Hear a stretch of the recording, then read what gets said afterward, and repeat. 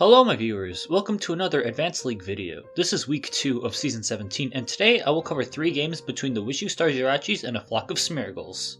Even though it's the summer, my upload schedule has been in shambles, mostly because I've been trying and failing to fix the PC that I normally use for video editing. I think its lifetime has expired. But enough about me, you came to watch some metagame staples duke it out. The first match on today's show is between No Name and Seldenami, the latter of which used to be on the Wishing Star Jirachis in the previous season. The Jirachis will be towards the bottom left corner, while the Duskyballers will be towards the top right corner. So let's start the first game. No Name leads with Jolteon, a very uncommon lead in Advanced, while Seldenami leads with Zapdos. We see Jolteon catching a status move by going for Substitute, and Seldenami right off the bat loses a lot of momentum by failing Toxic. Furthermore, Seldenami is forced to switch to Flygon, but Jolteon gets a free opportunity to Baton Pass.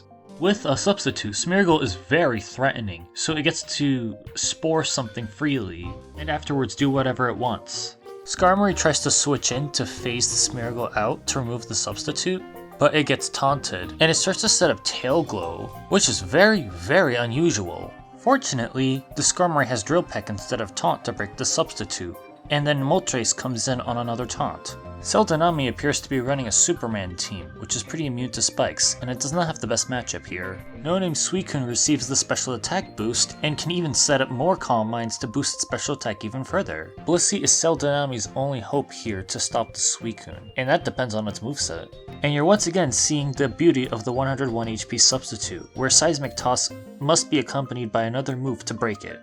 After a second Calm Mind, Suicune's special attack is already maxed out and ready to sweep. In this matchup, Suicune must get a critical hit with Surf in order to knock down this Blissey, because Blissey can keep healing for 16 turns at least. But this doesn't really matter because this Blissey cannot break through the Suicune at all because the leftovers recovery without sand lets Suicune set up enough substitutes. So Seldenami is postponing the inevitable until the Suicune finally gets a critical hit with Surf. And it finally happens. Nothing is stopping this legendary beast from continuing its sweep. Skarmory gets knocked down in one hit, and then afterwards a Dusclops is out. That's a pretty rare find to see in Modern Advance. Quick Claw activates and Nightshade connects, but the substitute was at full health, so it doesn't really do anything. Flygon breaks the substitute and goes down, and all of the other teammates are slower and or can't kill Suicune in one hit with a critical hit. So that's the game.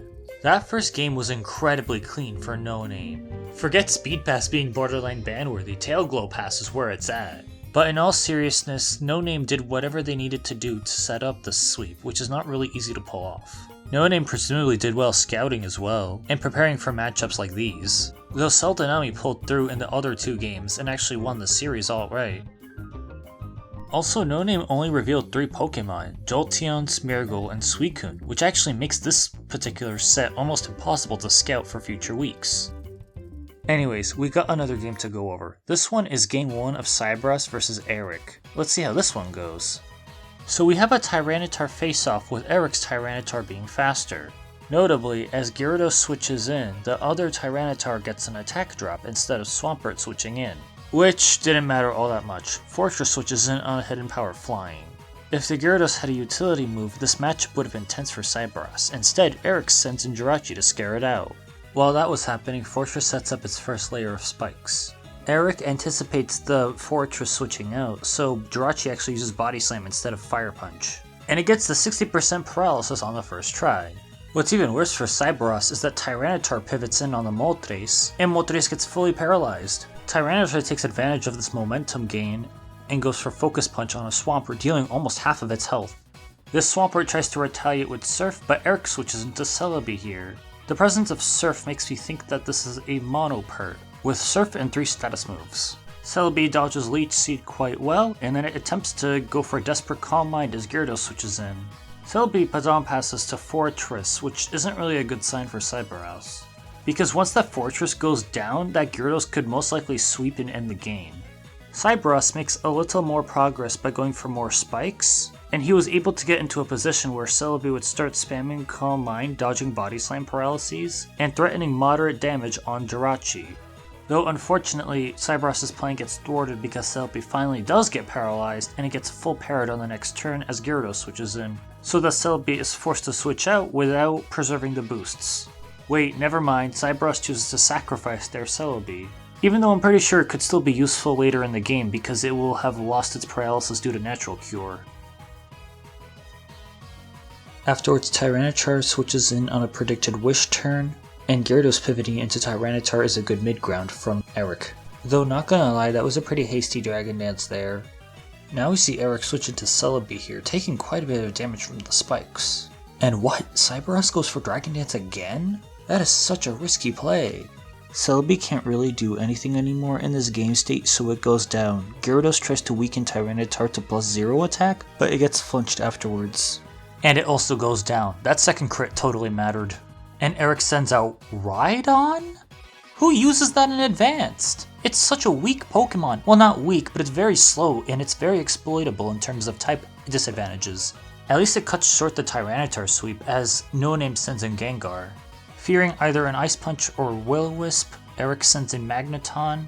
And I'm guessing Eric can't beat this Gengar without sacrificing, and this Magneton probably has Hidden Power Grass instead of Fire, so it can't trap Fortress effectively. On the surface, that could have been a misplay by not trapping the Fortress earlier and limiting its spikes, but who's to say? Cyberus switches their Tyranitar in on a Thunderbolt, and Eric gets the lucky paralysis. This means that Tyranitar is forced to use Earthquake instead of Dragon Dance so that their win condition is down. Once Swampert claims a kill on the other Tyranitar, both competitors enter the endgame.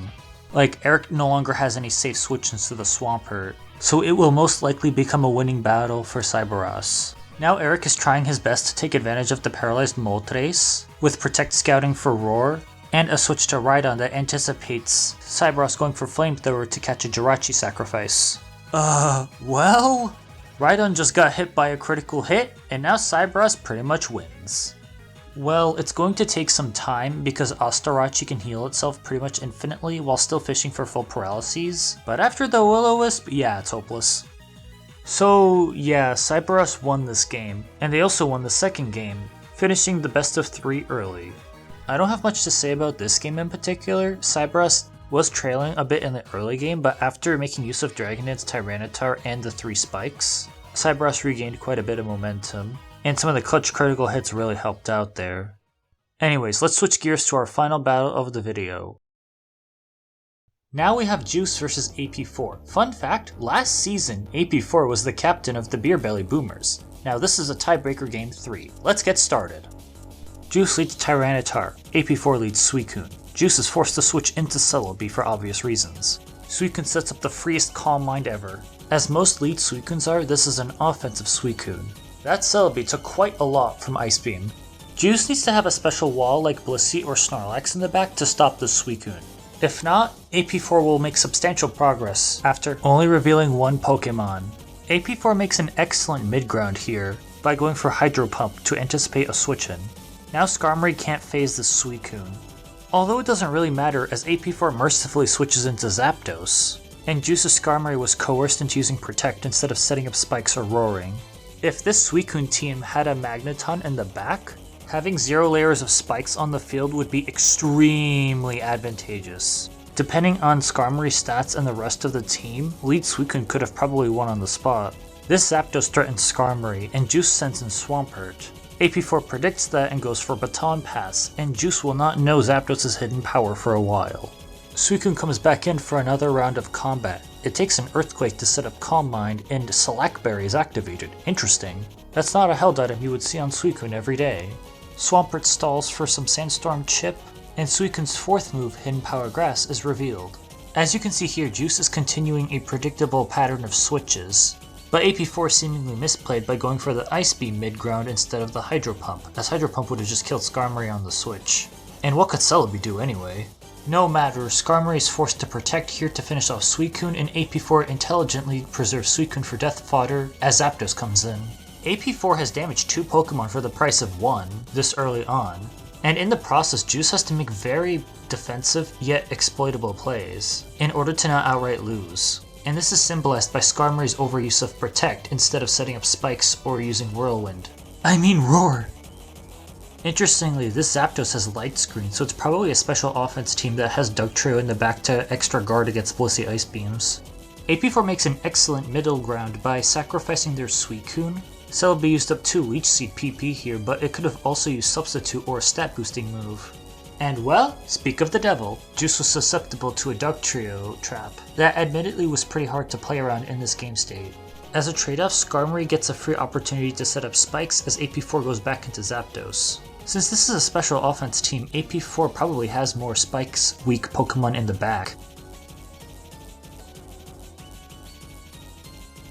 On a forced switch out, Zapdos gets the opportunity to reset Light Screen, possibly setting up the incoming Tyranitar for another Dugtrio trap. AP4 mixes up their plays by pivoting in Metagross, and Juice goes for a middle ground by using Double Edge. This is definitely another Dragon Dance Tyranitar. Juice switches in Moltres and oh my god!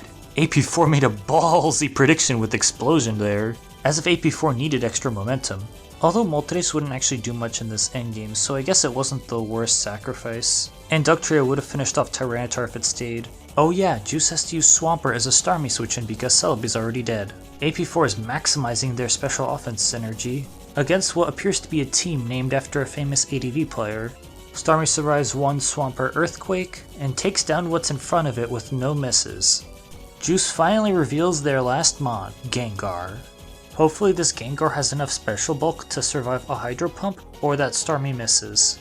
AP4 chooses to switch in Tyranitar, bluffing a Pursuit set, and pulls off a Dragon Dance as Skarmory switches in.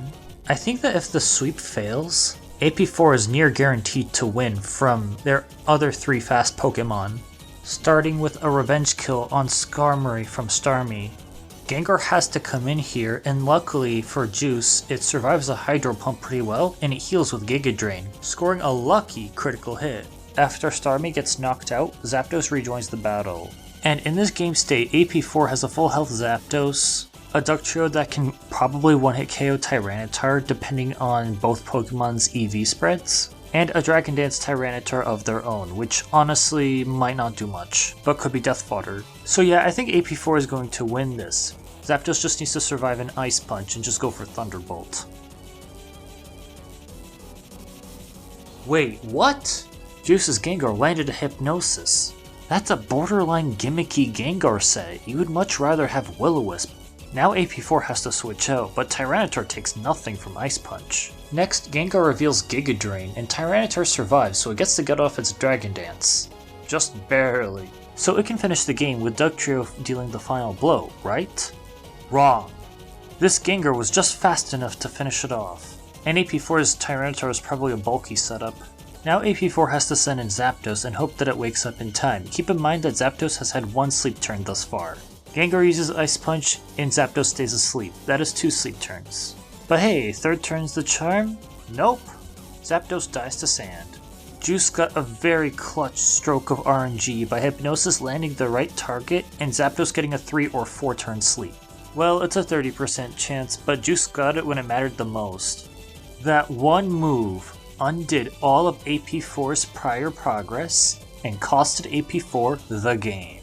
If I was in Juice's shoes and I missed Hypnosis, nobody would hear the end of it. Probably because I don't record these live. AP4 was playing this 3rd game incredibly well, making almost all of the right plays, predictions, and timing their sacrifices. They got a read on Juice's conservative playstyle that resulted from being pretty far behind.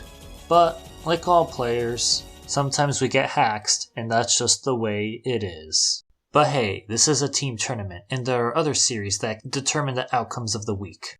When my team captain and I were watching this battle live, both of us thought that for sure Juice was going to lose, and the spectators chat was running wild as soon as Gengar started picking up the pace. So I guess you could say we shouldn't jump to conclusions, but sometimes we do it anyway.